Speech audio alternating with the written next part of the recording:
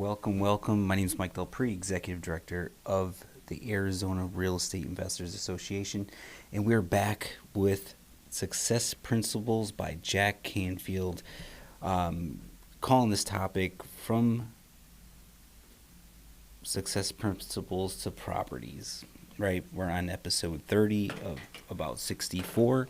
There's 64 principles in Jack's book that changed my life, impacted the way I think, changed the way I operate, got me into the real estate investing business, allowed me to quit my job and just live a whole new life. So I wanted to just kind of take it, principle by principle and go over each principle one day at a time, review the principle within itself.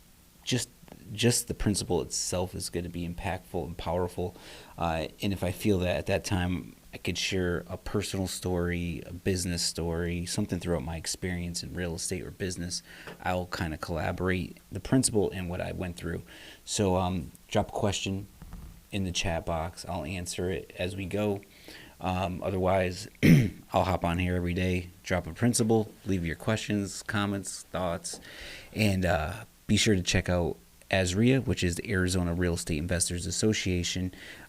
We support real estate investors throughout the state of Arizona. So if you're looking to network, get education, you need build your team, your real estate investing team, we have all those resources for you, as well as huge discounts with Home Depot. So when you're renting properties and flipping properties, we have everything you need to support your business, get your business kicked off, whatever it may be. So I just before we jump right in, I'm just going to double check. I always like to make sure we are live because there's always something crazy going on here. So yes, face what isn't working. Today's principle is face what isn't working. I keep this very raw. I just read straight from the book. I highly recommend you can get it at any used bookstore, new bookstore. Success Principles by Jack Canfield. So check that out. So face what isn't working. Facts do not cease to exist because they are ignored. Yes, we're all guilty of that. Our lives improve only when we take chances. And the first and most difficult risk we can take is to be honest with ourselves. So that's by Walter Anderson. So every principle on every chapter has a great quote that sticks with the theme of the principle. So I'll just dive right in. If you're going to become more successful, you have to get out of denial and face what isn't working in your life.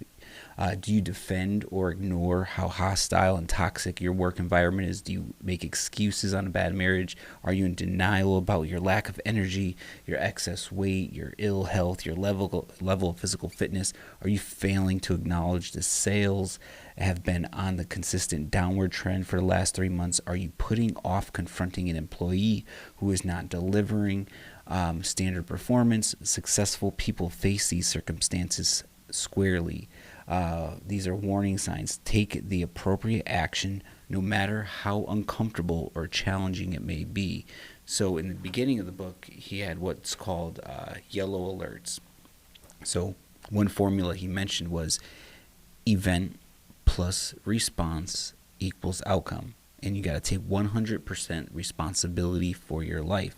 So these yellow alerts are just signals that something's not right. So he gives some examples in here. Your teen comes home late from school again. Strange notices show up in the company mail. The odd comment from a friend or neighbor. Sometimes we choose to acknowledge these alerts and take action, but more often we simply just choose to ignore them. We pretend to notice that something's amiss. To face what's not working in your life usually means you're going to have to do something uncomfortable. It means you might have to exercise more self-discipline, confront somebody, risk of not being liked, ask for what you want, demand respect instead of settling for an abusive relationship, or maybe even quit your job. But because you don't want to do uncomfortable things, you often defend tolerating a situation that doesn't work. I dealt with that when I wanted to quit my job. I was working at Verizon Wireless in a cubicle, customer service, getting paid for 40 hours, working 50, 55 hours, right? Every time I wanted to go to the bathroom, I had to hit a button and clock out my time. just knew I didn't belong there. I didn't want to work there. I didn't want to work for somebody. I didn't like the strict rules and the micromanaging and the just the demand and pressure and being away from your family, right? However, I got to pay my mortgage. I got to pay my bills. I got a family to feed, right? These are, I know it sounds crazy, but that's very important stuff you have to deal with. But I was limiting myself. I wasn't betting on myself. I wasn't counting on myself. I wasn't believing in myself. So it would justify as to why I need to keep the job, right? Or why I wouldn't try a side hustle or try to lean into a second business after work, right? Because you're barely home anyways. Then you got to go try a new idea like real estate investing, something that everyone that you're probably around on a normal basis, family members, coworkers that don't invest in real estate tell you that it's a scam or it doesn't really work. So you're dealing with that mindset around you while you know you want something better. So these are all yellow alerts and these things that we're in denial about. So where do you see these in your life? So he goes on to say, what does denial look like? And there's this phrases he puts here. You can't control teenagers these days. He's just venting his frustrations. I keep my nose clean. It's none of my business. It's not my place to say. Don't make waves. There's nothing I can do about it. Don't wash your dirty linen in the public. Luckily, it's only marijuana. Just at that age, right? So occasionally we'll even make up reasons why something that is not working is working, not realizing that if we just acknowledge the bad situation sooner, it would often be less painful to resolve. It would be cheaper. The circumstances might be more beneficial. The problems would be easier to solve.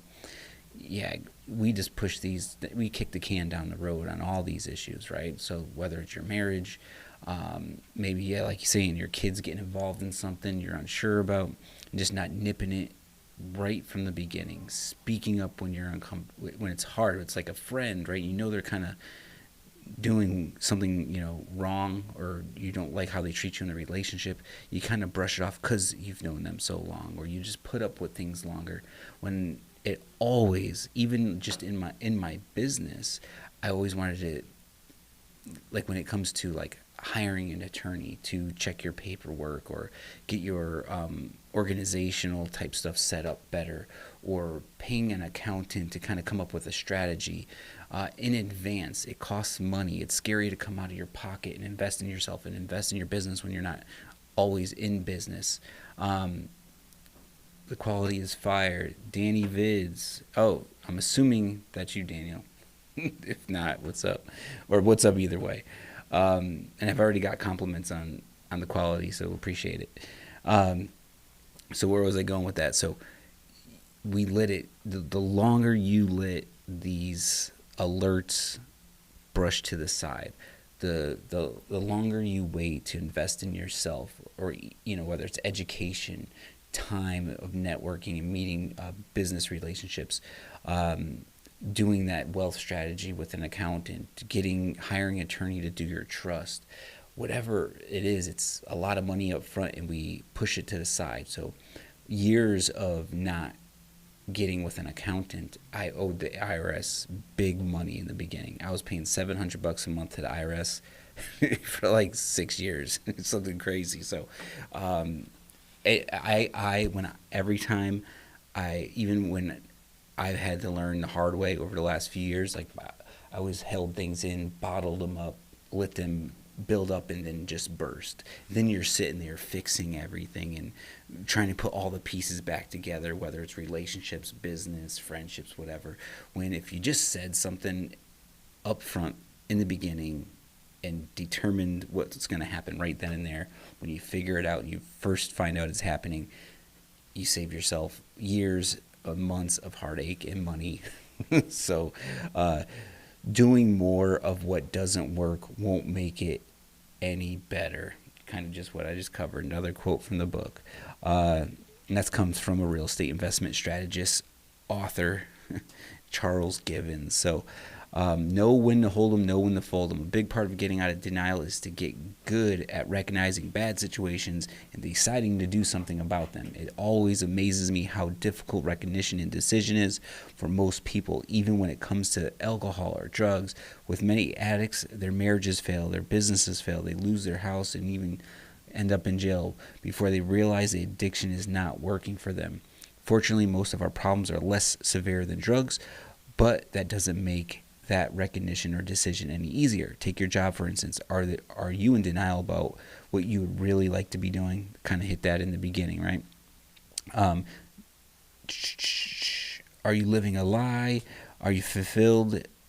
Or worse yet, do you constantly remark on how happy and fulfilled you are when you're not? Workaholics are the perfect example of this kind of denial. High pressure schedule can't possibly work long term for anyone. Most workaholics will defend it with comments such as, I'm making great money. This is how I support my family. I have to get ahead. I have to do it. Yeah, right? Sometimes, man, my business partner brought up a great quote. Like, I'm chopping it up, but he's just like, if you stop today and look back, you risked your whole life to be where you're at right now. Was it worth it? Did everything you done, the decisions you made, the actions you took, the people you hung out with, the business relationships, the businesses you started, whatever it is, the way you lived your life, you pretty much risked your life to be where you're at right now. Was that worth it? Great question. So I could stop right there and just let you think about that. Denial is based on fear. So just for those chiming in or just jumping in on this or watching the replay, my name is Mike DelPrete, Executive Director of AZREIA, the Arizona Real Estate Investors Association. So be sure to go to AZREIA.org. We hold 15 events a month here in Arizona. Some of them all of them are in person. Some are virtual, so they're hybrid where you can watch them online as well. We're here to support Arizona real estate investors, and we've been doing that for 22 years. So check out AZREIA.org if you want to check out our main meeting, which is on the second Monday of the month. We always have expert speakers. We have education, networking, trade show, and that's on the second Monday of the month at Venue 8600. So we're go to AZREIA.org/calendar. Check out all the events we have to offer. We are here to support real estate investors. So denial is based on fear.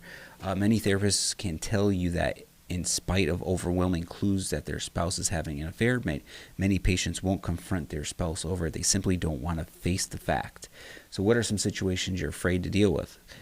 Once again, teenager, smoking drugs, supervisor leaves early but dumps all their work on you, business partner who doesn't participate fully, spends too much money in the business, your house payment or expenses are becoming unmanageable. These are just things that you may make excuses for. So through many of these situations above require drastic changes in how you live, work, and relate to others. Remember, the solution to these problems isn't to quit your job or get a divorce or fire the employee or ground your teenager. It may be more productive to choose less extreme alternatives such as discussion with your boss, discussion with a counselor for marriage, setting boundaries with your teens, right? So coming up with some solutions and some groundwork, but at least most importantly, bringing that conversation up. Sometimes it's just you're wrong. Sometimes it's just your reality, your frame, your perspective on that situation. Whereas if you just had an open conversation and you didn't run these stories through your mind and these scenarios that you got to take responsibility, or 100 responsibility for your life, you could be the wrong one. It could just be a simple question that clears everything up. I've been there. I had a great business partner or partnership when I first started. I did 30 wholesale transactions my first year, and then I did 30 the second year. And, things changed, right? When lots of money starts to get in play, relationships changed, right? A lot of lessons learned there. Going back to hiring an attorney to hash out your agreement versus going, hey, we're friends, we're going to get rich together and do this forever. And then 2 years later, you guys are battling with attorneys and losing all the money you made. Because the attorneys are raking it in. So that's one point, right? Is if we just didn't have discussions, right? He wanted it this way. I'm like, things are changing. I don't understand where this perspective is coming from. and just didn't hash out. I don't know. So maybe there was some conversations we had in advance. Maybe if we put all our hired an attorney and put all our feelings on paper, so when those problems came up, we just go, hey, it's in the paperwork. This is what you said. This is what I said. This is what we agreed on. Let's hash it out and continue running this business because we're doing well. Overall, ended up being a good learning lesson, which I still hold to this day. Those lessons, so it protected me from future. So a gem always comes out of every failure, right? You're going to fail more than you succeed. So the good news is that the more you face uncomfortable situations, the better you get at it. Just like anything else, when you're in real estate investing, the more comping properties, if you're not good at it, the more you comp, the better you get. Once you have that offer, the more offers you write to homeowners and agents, the better you get at negotiating, the better you get at positioning your offer. The more deals you end up getting, the more renovations you do, the more tenants you deal with. You just get better and better and better, and your business grows and grows and grows. And the more networking you do, the better your networker you become, and more opportunities fall in your lap, right? So take action now. Make a list of what isn't working in your life. Start with the 7 major areas where you would normally set goals: financial, career, business, free time with family, health, appearance, relationships, personal growth. Ask your staff, friends, family, group, coach, or team what they believe is not working. Have these open dialogues with everyone in your circle. Ask, what is not working? How can I improve it? So what's not working in your life? Put it in the chat. Let me know how it goes, right? How can you improve it? Let me know how you improved it. Very important. So now Jack's putting out questions, for you to work on. What requests can I make? What do you need from me? How can I help you? What do I need to do? What action steps can I take to get each of these situations to work the way I would like? Do you need to talk to someone? Call a repair person, ask someone for help, learn a new skill, find a new resource, read a book, call an expert, make a plan for it, right? Take action, make a change in your life, gain some momentum, go a new direction for the better, right? Be confident in yourself. So that's the end of episode 29, Face What Isn't Working. Very important, right? So this is 29. So I did 28 other ones before this. So go back, start at episode number 1, and every lesson builds on top of each other, right? And it just grows and gets stronger and better. And then we're only pretty much halfway there. So went through half of the roughly 64 principles. Some are shorter, some are longer, but I think you need to go back to number 1, give them a like, give them a comment, subscribe to our page. And if you like this mindset thing, the reason I'm going back into mindset is that's all it is. The real estate foundations of real estate and applying them will always work, right? They're out there. They're not changing. You can learn from AZREIA. You can learn from a guru. You can learn anywhere. But they're not going to get accomplished if you're all messed up in here. And that's why I want to go over these principles, or suggest you just go buy the book, read it at your own pace, whatever is easier for you, and apply these principles and change the way you think and change your behaviors. Because once you get in a tough spot in real estate, or you're trying to make it happen and your spouse doesn't believe in you, or someone's and it gets a little tough, because it's going to get tough and you don't have the support system behind you, you need to be right up in your mind. So that's why I'm doing this. So once again, Mike DelPrete, Arizona Real Estate Investors Association. Check us out. We're here to support you. April 13th, Saturday, we have what's called the Launch Pad. So if you're new to real estate investing, you're trying to get your first deal, and you're like, I don't know if I should flip. I don't know if I should be a landlord. I don't know if I should wholesale real estate. I don't know if I have the time. I have too much time. I don't know how much money I have. How do I use the money? I'm going to help you create a plan. I'm going to help you create a plan to do that. So it's about 4 hours. It's in person here at the Phoenix office. We are working on getting it online. We've been getting a lot of requests for this class to be online, so you can take it at your own pace. But in the meantime, we're doing it here in Phoenix. I'm open to making it virtual if you need to, but reach out to us if you want that option. April 13th, Saturday morning, 9 to 1. I would love to have you there. Love to help you make some changes in your business, get some momentum and traction in your business, in your real estate. Go in our read the description. I have a library of ebooks for you to choose from and read depending on the strategy you're interested in. Otherwise, that's a wrap for today. I will check back for some comments, and I will be back for episode 30, which is going to be based on the principle embrace change, right? We just talked about that. We're deciding to make some changes, and now you got embracing, roll into it, and lean into it. All right, that's a wrap.